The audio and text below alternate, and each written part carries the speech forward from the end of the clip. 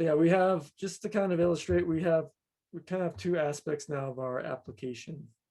Or we're going to start separating this more into like the back end, i.e. the server, and then the client, our front end.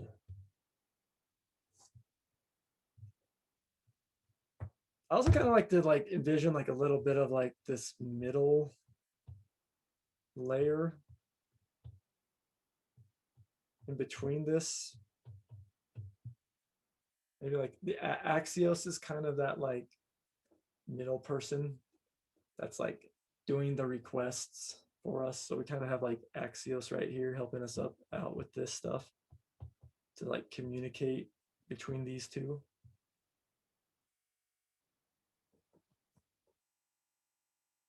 So what we have is we can be doing our server can return HTML, JSON. There's other things that can return, but for now let's just focus on these two. So we can return HTML or JSON. If we're returning HTML, this is going to be like a full, like HTTP, like refresh request. Like that's where your browser is going to be spinning. Take some time to do that. And what we did yesterday is we just actually grab back one component. We do one render component. It's the app.js. And that really, like, let me just kind of clear this out. Clear all of this and draw that line again. So our first request is to localhost.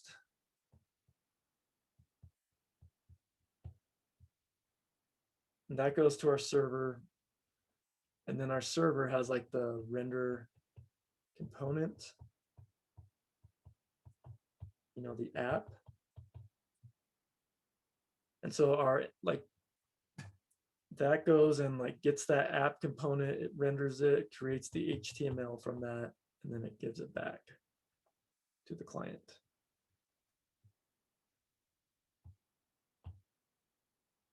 And we kind of have everything as far as like the HTML is concerned. We have everything good to go. We have like our form, and then we have like our data. And so from there, we can like click buttons to get specific chunks of data. So this is where we use like the Axios, kind of this middle layer, the Axios. We can do our, axios.get, .post, .put, .delete, and just match whatever, URL. So you were doing like books yesterday. And then this is just the language that the server and the front end know how to talk to each other. It's a pretty simple language, right?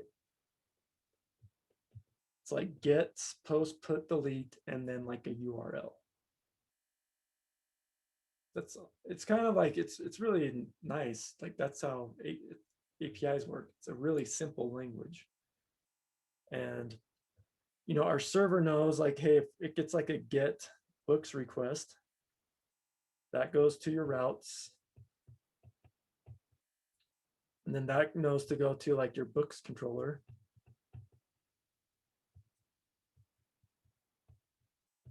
And then in your books controller, there's going to be an index method.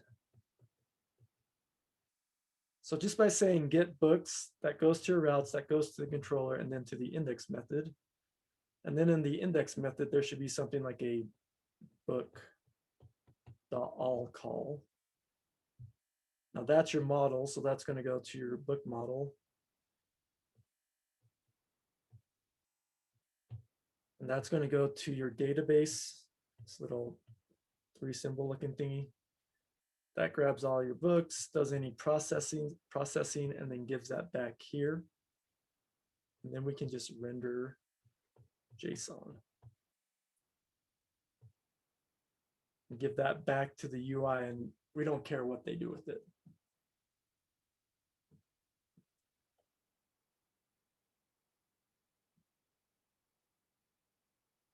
So notice in this diagram right here, there's no the view.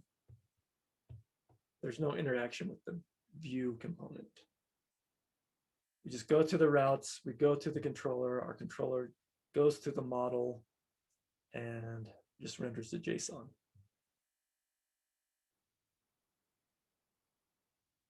In this, when we render the app component, this has no interaction with the model. It could, but it doesn't. It goes to the controller. Our controller goes to the view, which is the JavaScript component, creates the HTML, and then gives it back. So there's a little redrawing of that. So you can like start drawing those things out on paper. That's like drawing is another good way of like the rubber ducky method. Kind of drawing flows.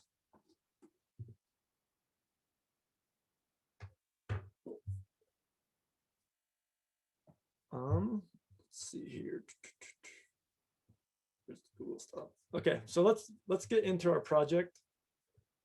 I did notice I fixed it, but I did have an error that I unfortunately checked in. I was just doing a demo right here, so just right at the end of class, in my items.js, I had like this item component outside of my map. So I don't know if you have, you probably didn't copy that, but I did push it up to GitHub, which was broken, but I have fixed it since. But let me Slack out what the items should look like, just because there was a bug in there. Slack. Here we go. Cool. Yeah, so sweet. Let's go ahead and open up iTerm. I think for this app, let me just check to make sure I'm all up to date with Git. Because we can, let's if you want, since we're kind of starting from scratch. Oh wait, I haven't pushed that up. Let me get add dot.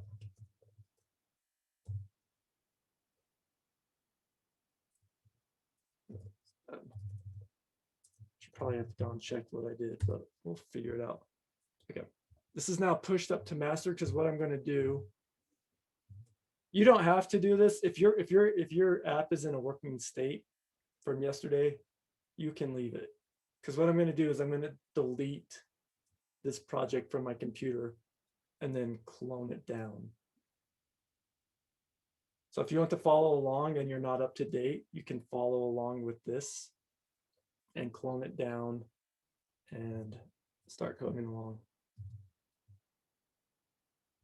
So for that, I need to go to GitHub to grab the URL, to grab this thing, the SSH link to clone. So I'm doing that right now, just in another tab. Where we go to Chrome.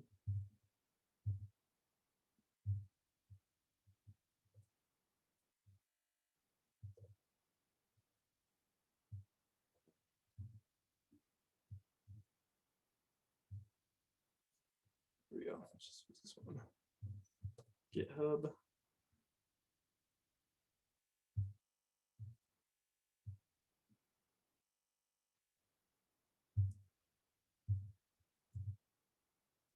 Okay, so I'm going to clone this. I'm not going to delete my project that I have, just because we'll run into some other issues that I kind of want to look at that you'll probably run into if you're cloning stuff.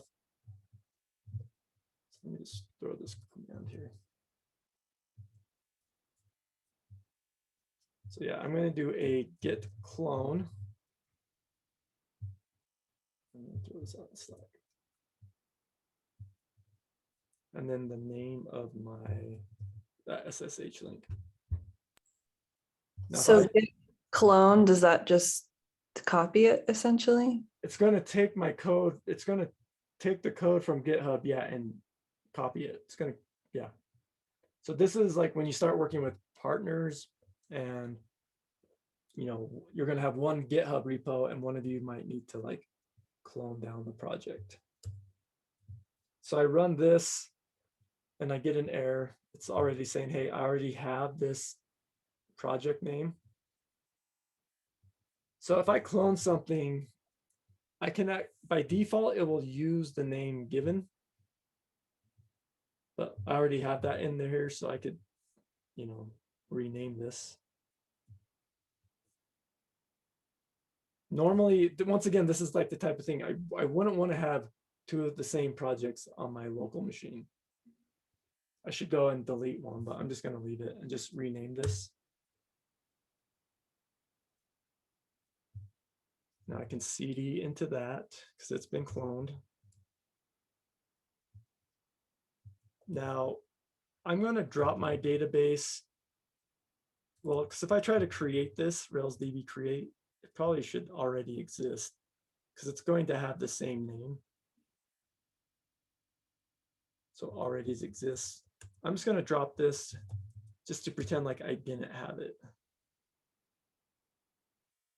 So, and then, so now that I have done that, I would want to do this, a Rails DB create, DB migrate, DB seed.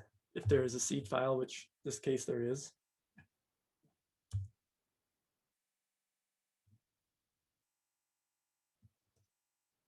That out in Slack.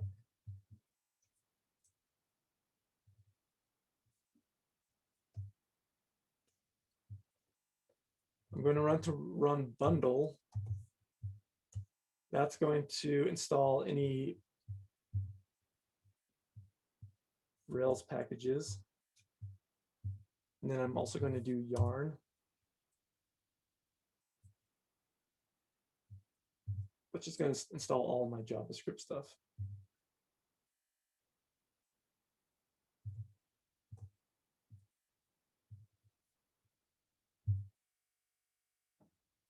That's going to take a second. While this is running, I'm going to close this other one so I don't accidentally work on this one. Okay. Sweet. I believe that should be it for now. If I do a Rails S, let's see if that's working. Also split my pane because I'm going to run on my server running. I could open this up in code.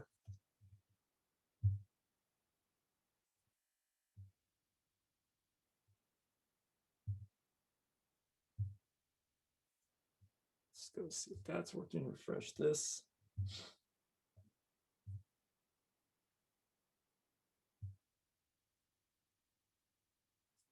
Still seems like it's still trying to get it.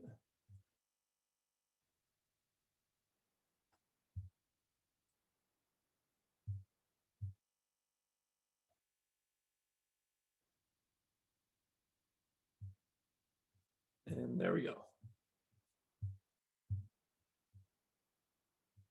Now that is working.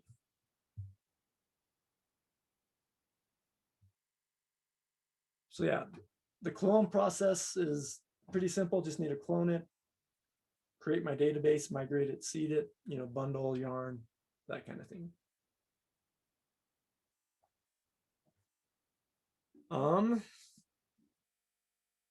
Something to note. So if I do a git stat or git log, this is going to show my git histories. It's going to maintain that git history, which is nice. Also, if I do a git remote -v, since I cloned it, it's going to be linking to the link that I cloned it from. Now, if you wanted to clone this and then push it to your own repository, because you can't push it to mine because you don't have the rights, You could do a get remote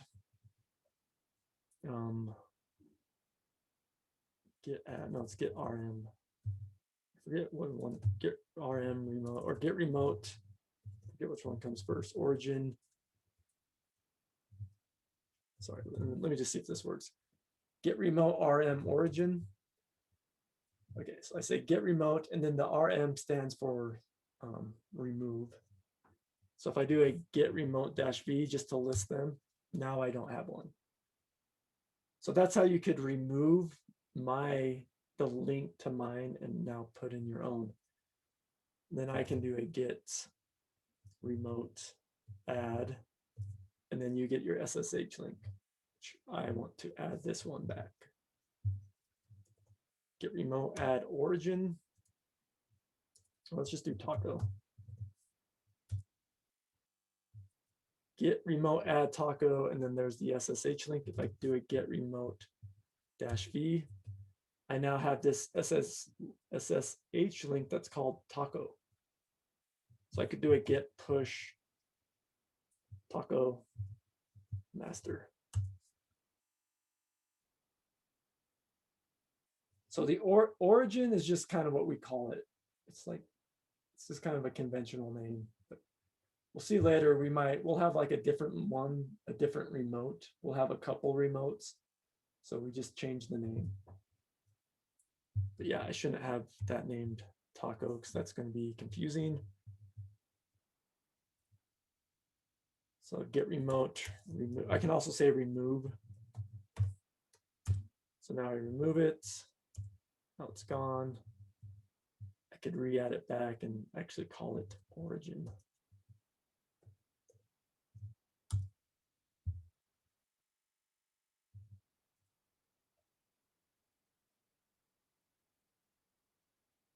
Cool.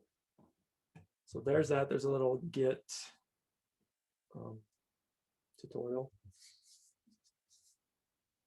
Okay, so where we left off yesterday is we're able to get our new items, and we're able to create one, I should say. That adds it. I can refresh. I know that's adding it to the database because when I refresh, it's still there. I can delete an item, and we can get items. One thing that I got stuck on yesterday was this form. I swear I did this yesterday and it just wasn't working, but I figured out how to log the object. So let's look at this really quick, kind of see how maybe we can fix this item form. And this will kind of give us a way to like review what's going on with the new.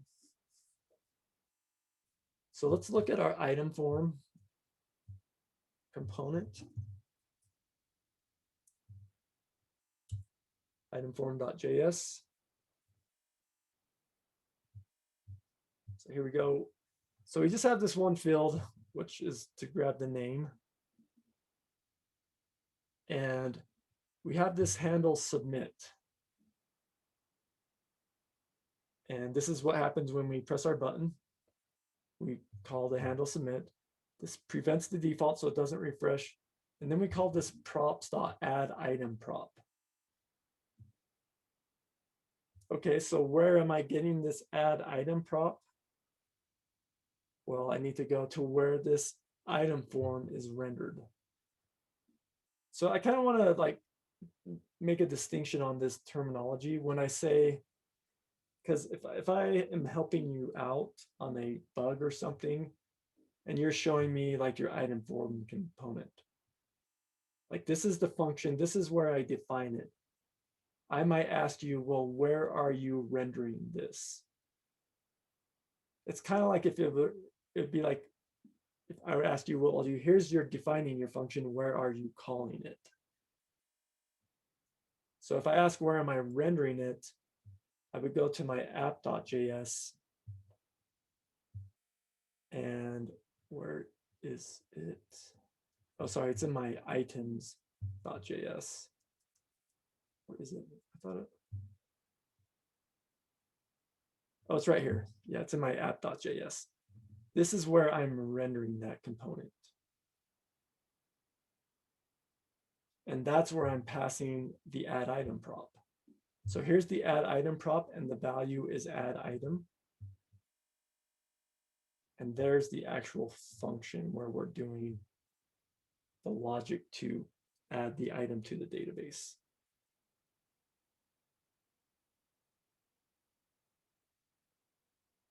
So here, this add item,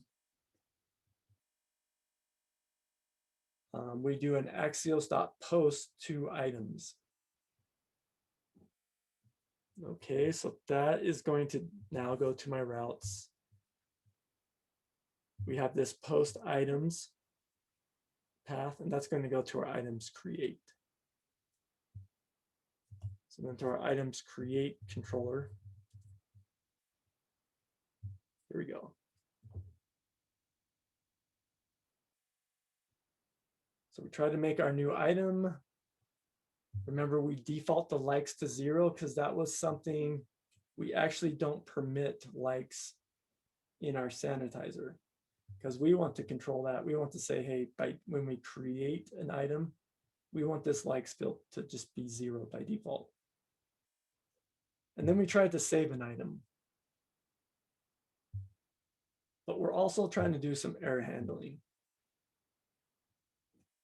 So what's going to cause an error? Well, if I look at my item, man, I can't control click in there. If I go to my item.rb, we have this validates name presence true. So someone has to give us a name, or else it's not going to save to the database. So if someone doesn't give us a name value, that's going to call this to not save to the database and return false. So then we hit this else statement, and then we render JSON errors. That is going to be the item.errors, and then this random kind of just junk data that says, look, hello. And then we do the status unprocessable entity. This is going to trigger a 422 status, which is an error, which will actually cause in our item form, or if I go back to the app.js, when I render that JSON that has a 422 error, this is actually going to cause this try thing to fail, this try block to throw an error, because it's a 422. That's an error. So that will go to our catch statement. And line 43, so this was something I added after class, so you would not have this unless you cloned. I'm going to do a console.log error.response. That was the thing that I could not find yesterday. I swear I did it, but the error, let's just log the error.response. And like I tried putting in a debugger here, but for some reason it wasn't letting me look at the error. But if I log the error.response, we're going to see what that looks like.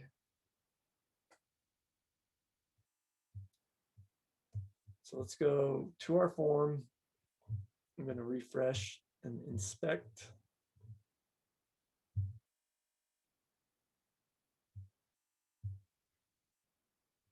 Cool. So I'm not going to put in a name just to trigger my error.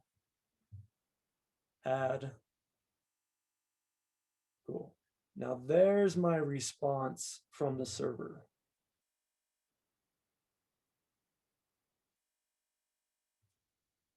So it's giving me back some data. It's giving me that status 422 and the text unprocessable entity. If I expand on here, then I can see the response.data. And then in there, I can see the errors and that look, hello. So that's the actual thing that's in my Rails code. So the response.data has this errors object, then it has this, errors is an object that has name and then array of 1. And then that says it can't be blank.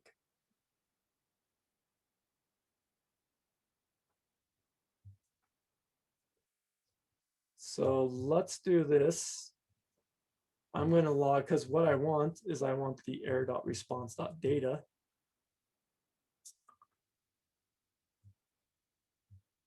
And then from that, I actually just want the errors. this is why, you know, it's good to get good with the console, kind of drilling in these, because sometimes we don't necessarily control all the ways this is returned. I mean, definitely said, you know, call this errors and call this look, but we're getting this response dot data dot errors. That's really what I care about. So why is it dot data? Does that make it like This is the response right here. That's the this is the response. What kind of data structure is that? That's a JavaScript object. So if I want to get the data, then I need to do response.data. Well, what type of data structure is errors? That's an object as well. So how do I get the errors? Well, that's response.data.errors. What type of data structure is errors? Well, that's an object. So that's going to be response.data.errors. If I want to get the name, then that'd be .name. What type of data? yeah. So Okay. it's just drilling into it, like what type of data structure is named, that's in an array. So I could do response.data.errors.name.map. So we can get like this really like dot notation where it's just dot, dot, dot, dot, dot. Because response.data.errors.names.name is in an array of strings. But yeah, let's just log the error.response.data.errors because that's already a mouthful.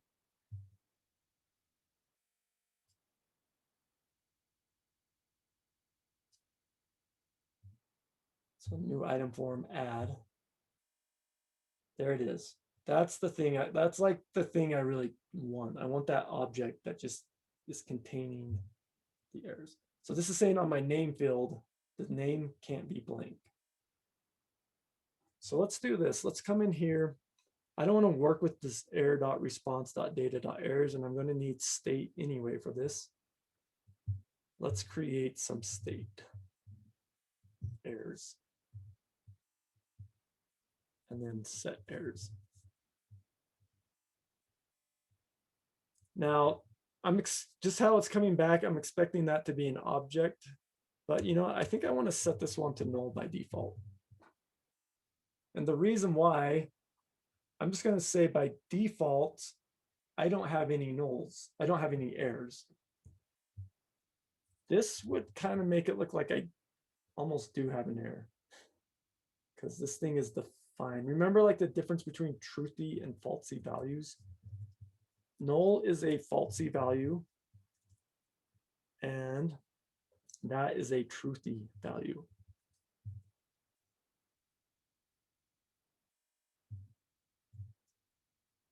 I'll kind of just go on with this and see what we're doing. So here, if we successfully add this, or if we get the error, then I want to set errors to error.response.data.errors. And just in case if there was an error before we add item, I'm just going to set this to null. So we're trying to do an Axios call. Actually, I could do this right here. So this would be reset any errors if there was one.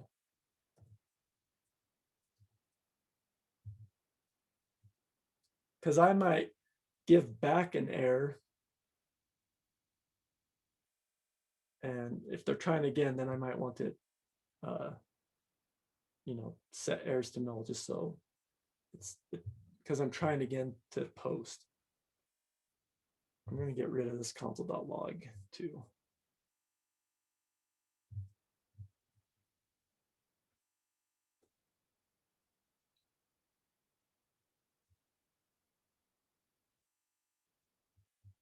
Okay, so now I can come back here, refresh this.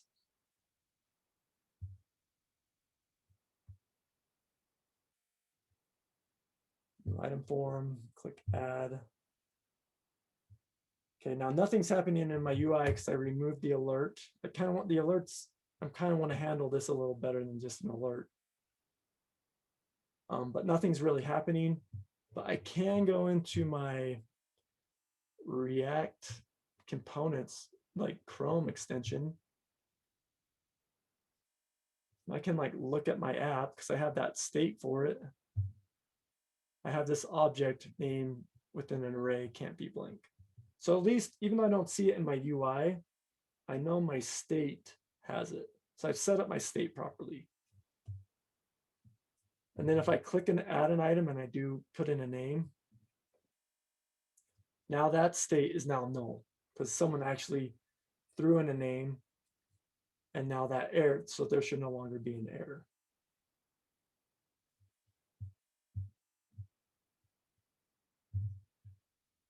Now this error handling is a little more, it's a little more detailed, and this is like a bonus objective. So I think this is something like if you have time, try to work on this, but this is definitely like work on the main CRUD actions first. And it's, there's a lot of different ways we could do this. I'm actually kind of trying to do this in a more generic way, which is makes it a little harder, but it's going to make it more useful. So let's actually try to display these errors in the UI. And then let's add some more validations and we'll kind of, you know, get some practice. And let's do that right now. Let's go add another input and add a validation on that as well.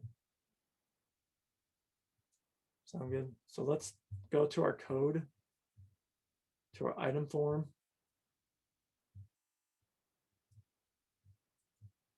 Let's do our inputs. Let's add another input. We have like a category, right?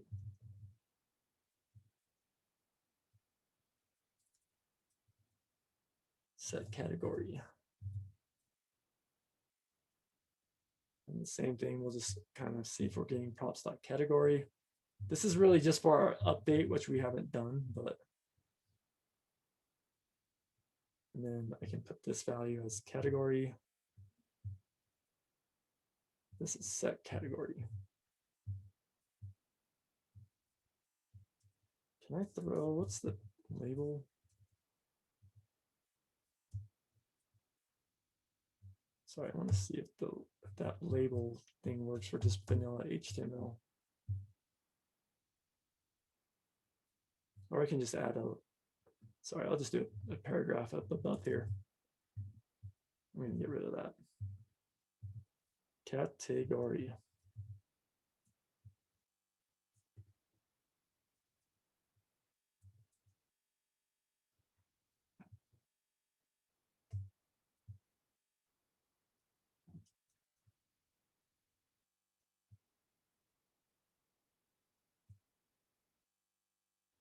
Also, new item form. I'm also sick of toggling this form.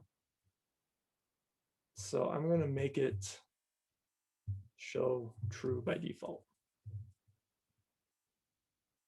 So now I don't have to toggle it every time. It should just show up. But anyway, we have my name. It should say description as well. I'm going to refresh that.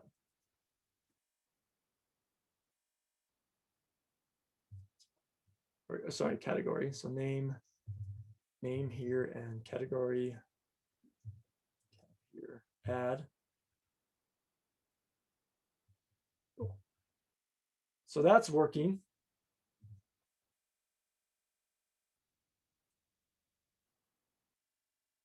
Let's go in and add another validation for category.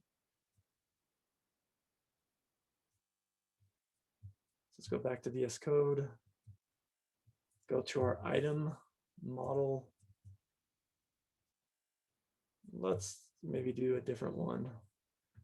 Let's kind of think Rails validations. Let's kind of look at one that maybe we could choose.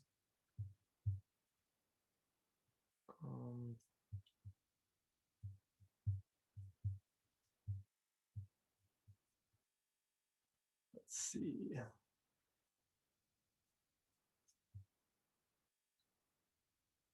That's a confirmation. That's like if they have an email, they need to confirm it, like go in and confirm that email exclusion.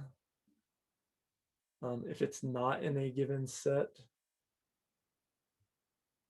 you can say like format, you give it a specific format, inclusion. This one might be good for category. You know, a category has to be in a certain, we can come up with certain categories that they have to select. So let's do inclusion, but let's look at some other ones just so you can get an idea of things you can validate. You can, with this one, the format, this is how you can really validate, like, this is how you like validate if something like matches an email, or like, I don't want to get, this is called a regular expression. This is saying, hey, this, you can send me a string and it can only be letters. Like if you threw a number in here, this would fail. So this can only be alphanumeric text. There's length. So you want to have like a minimum length or a maximum length, you can do that. Or like a range, like needs to be in between 6 and 20. And, or exactly like the registration number is 6.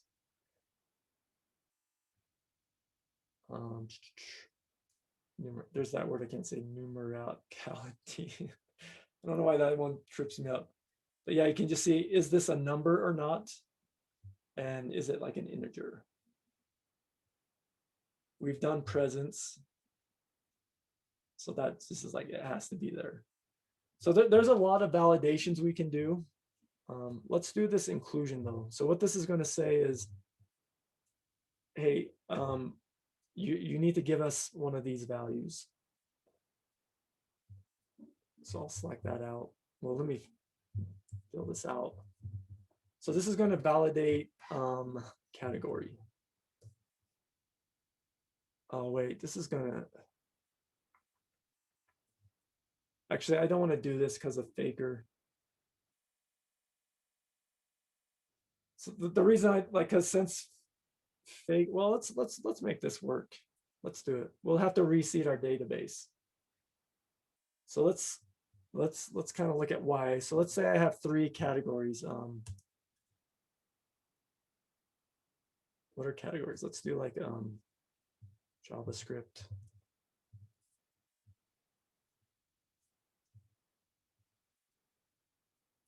Ruby and React.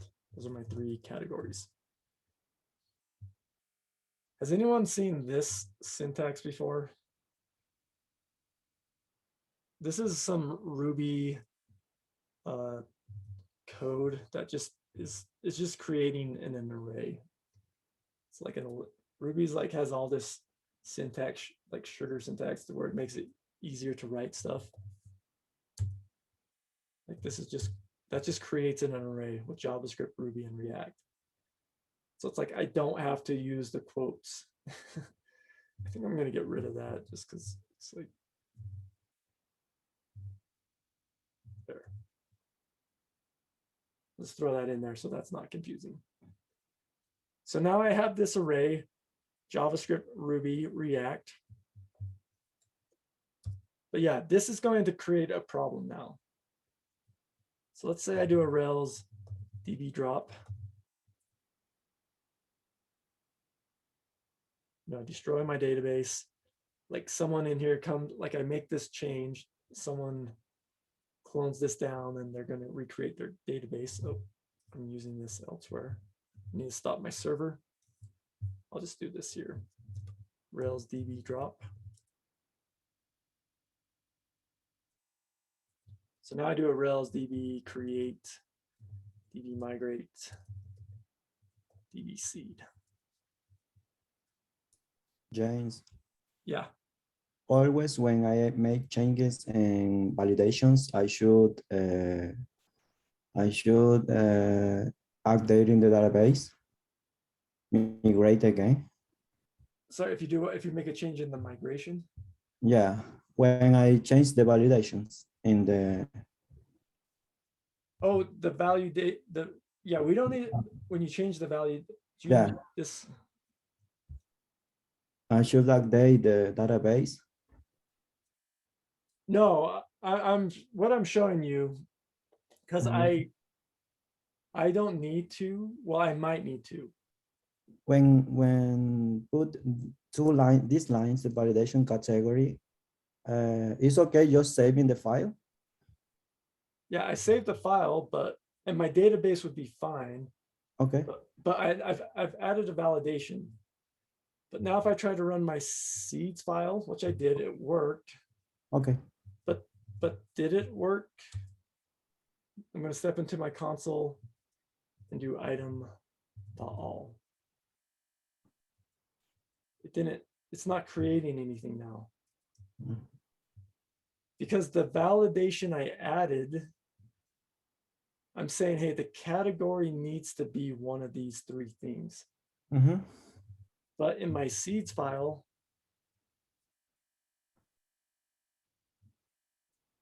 I use this categories.sample.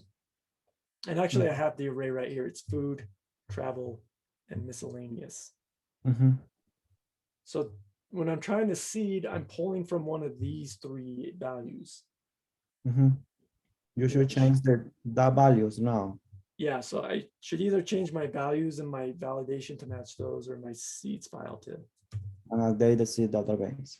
So they match. So now when I seed, I don't want to like create seeds that like doesn't match my validation. Okay. So now I can just, if you are, I guess what I was trying to say, if you do change your validations, just make sure you're not breaking your seeds file. Mhm. Okay. Because you might not be, but in this case I was. Yeah, the wrong is we set up the save file before. Yeah. Yeah, if you set well, if you set up the seeds file after your validations, but Mhm. Okay. that's probably not going to be the case. I understand that. Thank you. Cool. So now that I've done that, I do a rel C. I can do item.all. Now they're in there. So they're now matching that, the categories. Cool. All right. So there's nice little category going into validations a little more. So now let's refresh this just to make sure. Oh, I need to start my server. That was S.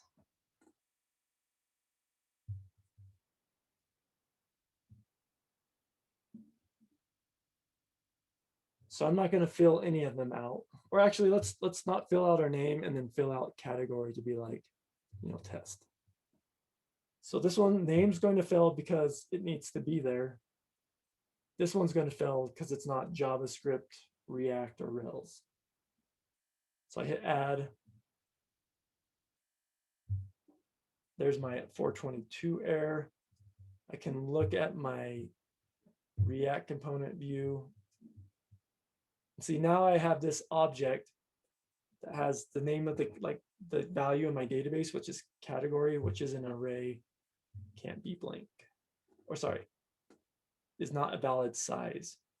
Oh, I should also, so I can change the message in my, if you notice in my validation, I go back to my item, value is not a valid size. Why is that? That should say the value. Value is not a valid, maybe I should say option.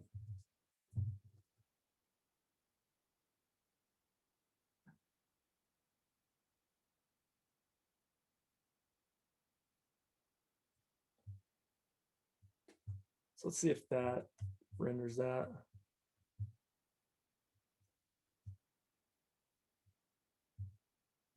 Doesn't like that. I guess it wants me to say value. What's going on there? Sorry, let me change that back. I don't feel like that was working. So notice if this is something else that's like a little interesting. If I'm changing my backend stuff, I don't need to refresh.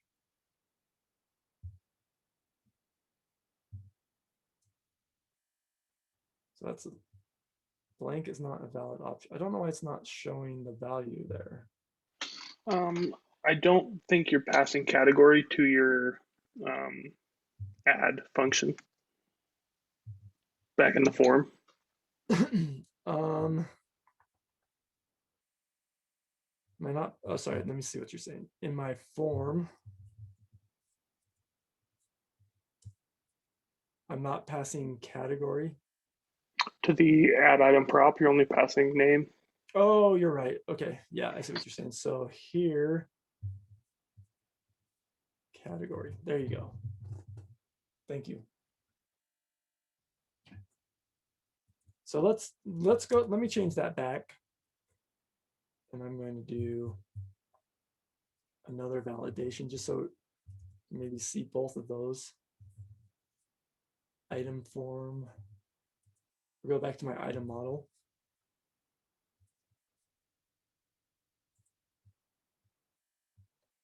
Let's validate category here as well. So category has to be present, but it also has to be one of these values. So I bet if I, let's see, is it not like that? Do I have a syntax error? Syntax error. What did I change here? Oh, I need a comma there. Add null. So notice I'm seeing right here, I'm able to tell right here, like that state is undefined. Getting an error. Oh, okay. Now this is, so what it's saying right here, category is not a valid option. So I think I gotta change that back to value.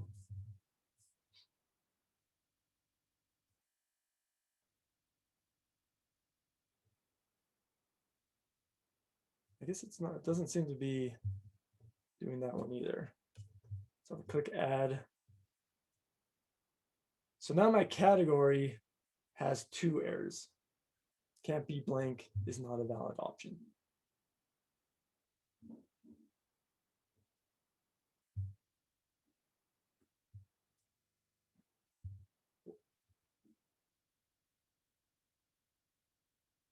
Something else there that was happening that like, I was just trying to work through this. Since I'm using like this React tool and I'm like, was checking my server, I was able to find these errors really quick. So I can click add, you know, I can click add here, and then now I can like, even though it's not set up in my UI, I can really see this, you know, these errors really come up really quick. Click add. So yeah, now I'm seeing like, oh wait, my category can't be blank. What? Did I forget to add it? And be like, oh yeah, I did. So I need to go back to my item form and add a category. So that's one thing I forgot. So if I change my React component, I have to refresh. Because I have to do the HTTP request to get the new HTML loaded to my client. Now, if I do category, something that's in there, but not a valid response. Category, there's my state. Name can't be blank and ASDF is not a valid option. Cool. So then I can do like React, hit add, and the name can't be blank.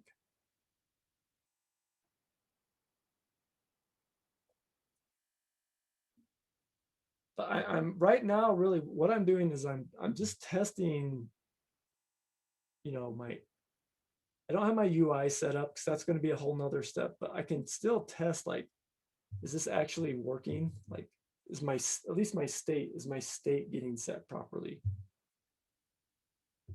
If I do successfully add, then my state's null, that's good. If I try to add one, that's good. If you can get your state updating correctly, that's the majority of the battle. Then now it's just, now I'm to the point where now I just need to take this state and add it to my UI. Does that make sense? It's once again, I'm just trying to show you some ways to like how to break this down into more smaller chunks. Because doing something like handling forms on like errors on forms is pretty hard, especially when you're starting out. If you're and then if you're trying to do it all at once, it's probably going to be like really, really hard because you're going to run into errors like I just did. So if you can like break this up into small pieces, then those smaller pieces become manageable. Because now I'm we getting a have bunch of oh, sorry, go ahead. I'm getting a bunch of errors on the item.rb. Can you select that out? Yeah, I couldn't follow along quite fast enough. no, that's fine. Yeah, I kind of nice. I meant to Slack this out as well once I was done. I just wanted to get it working. So thanks for reminding me.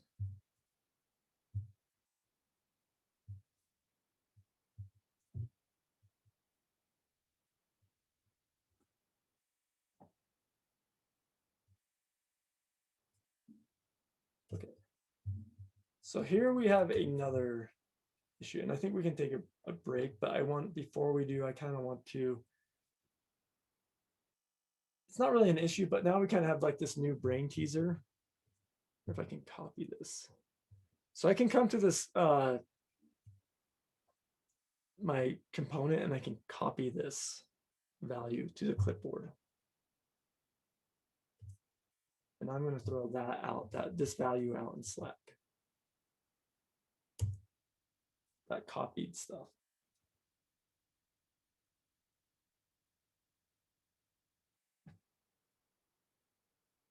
So here's kind of like the brain teaser. And I'm just going to do this in the README. Okay, so here's what our data looks like.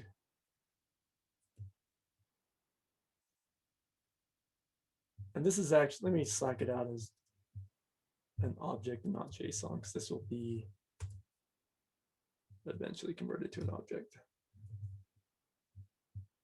I'm going to delete what I just slacked out. Or edit it 1 second.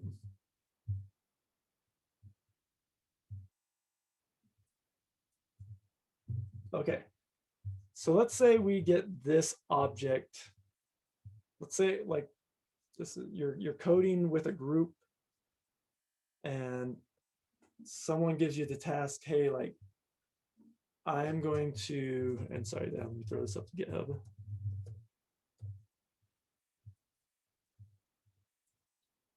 Push master. Okay, I'm going to give you this object.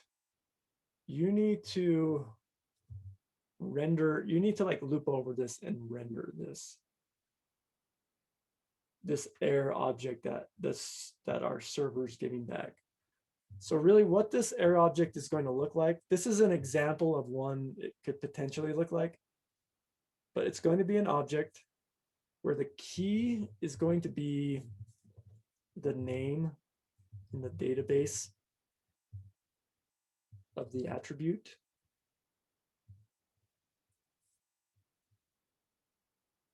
And then the value is going to be, array of strings. It's going to be array of strings of the errors, why it didn't save.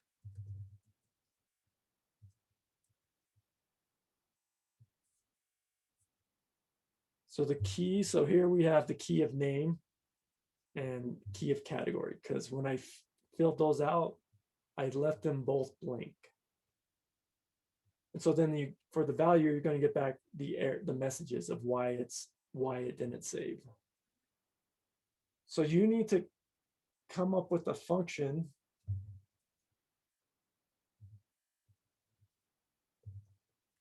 that takes this object and returns some JSX.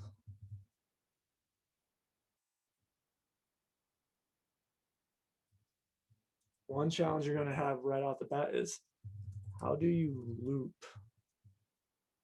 over an object? Because this is not an array, this is an object, but we want to kind of loop over it because we want to go through each key. So let's take a break. I'll give you let's take a 15-minute break. You can take 10 minutes. Maybe you can spend like 5 minutes just not even doing it, but maybe like Googling, like, how do you iterate over a object? And maybe think about how you'd maybe solve that. Does that make sense?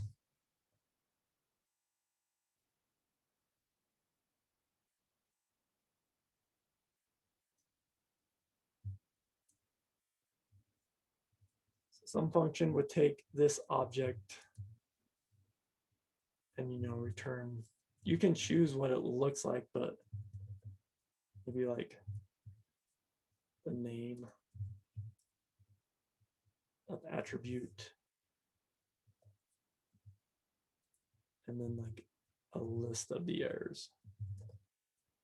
Doesn't have to look pretty or anything, but something like that.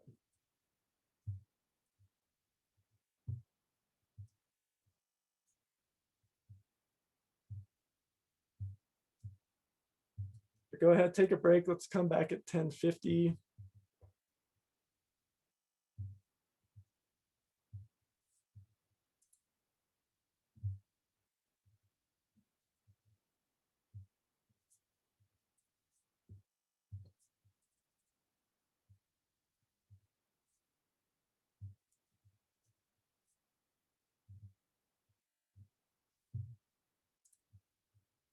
I'll slack this all out if these instructions will help you.